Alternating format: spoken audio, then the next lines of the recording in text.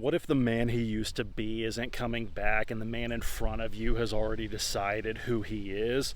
That probably started when you noticed the gap between who he was and who he was becoming.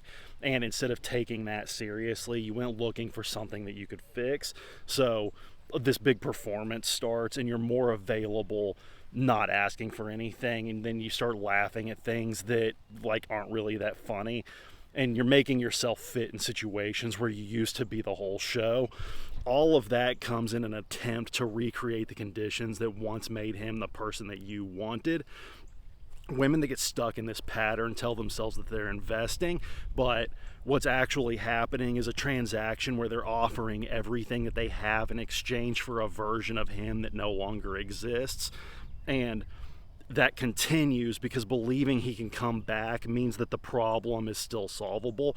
If he's recoverable, you don't have to face the harder truth, which is that the man that you fell in love with isn't hiding inside the man that he is today.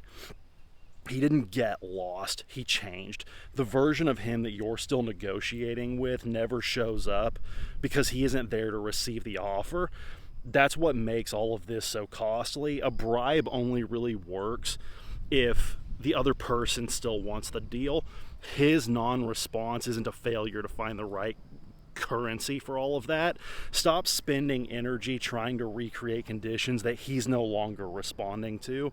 Look at who he is right now without all of those filters of who he was and decide whether that man is someone that you would choose from the very beginning. One answer is going to keep you where you're at, and one of them is going to release you from it. Either one is more honest than a negotiation with somebody who's already left.